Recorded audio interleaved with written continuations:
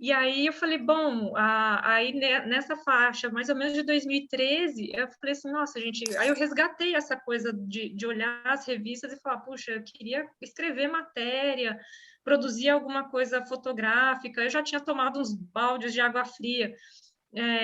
Ai, nossa, via o pessoal que trabalhava, vai na National, mandava coisas, quando a editora respondia alguma coisa, não, a gente não contrata. Tá bom. Mas Você sempre mandava suas fotos para as revistas. sabe o que eu fazia, que eu ainda indico fazer até hoje? É olhar, na revista sempre tem o site, o endereço de quem é o editor de arte, de quem é o editor de fotografia, ou enfim, arriscar a mandar e-mails. A gente pode, muitas das vezes, receber nada como resposta, né? Ficar ali. Mas, às vezes, as pessoas respondem. Então, que até me perguntam, eu falo assim, olha, eu fui fazendo assim, eu fui arriscando. Como o caminho não estava ali feito, eu fui fazendo o caminho de tentar imaginar, puxa, conhecia um fotógrafo de natureza, perguntava, não, é assim, dava uma enrolada. Você fala assim, gente, mas tem espaço para todo mundo, né? Mandava alguns e-mails na época pegava lá na editora Abril, que na época representava a National. Puxa, várias vezes eu nem recebi retorno. Ficava sabendo, vai ter uma palestra em tal lugar que tem o fotógrafo X. Puxa, quem sabe ali o cara vai falar alguma coisa, eu vou conseguir chegar. Vai falar, você publica em tal lugar, né? Morrendo de vergonha. E às vezes a pessoa falava, não, mas é que eu sou contratado. Não, sou freela. Eu ficava assim, puxa, o que é ser freela? É meio chique a palavra, né? Então você fala assim, gente, o que é isso, né? Aí tudo bem, que eu fui descobrir que simplesmente é você fazer por sua conta e oferecer o serviço.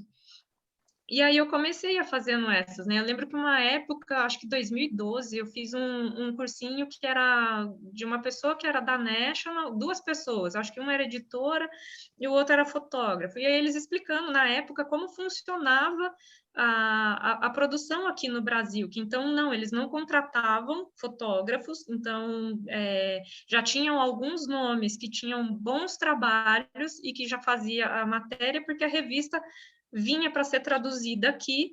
Então, acho que na época eles falavam que assim, cerca de 20% do que se era publicado que, na verdade, era produzido aqui no Brasil. Então, eles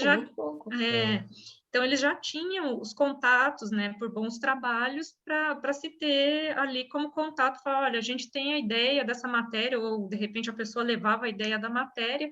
Aí eu peguei aquilo e falei assim, então tá, se não contrata, já tentei outras coisas, falei, vou fazer com o que eu tenho perto de casa, vou me arriscar, vou produzir uma matériazinha. Aí fiz na época... Você é corajosa, hein, mulher? A gente vai desbravando, né? O coração já dizia, eu te dei o caminho, agora faz. Agora vai você, né? Agora vai você, minha filha. É isso que quer, então se vira nos 30.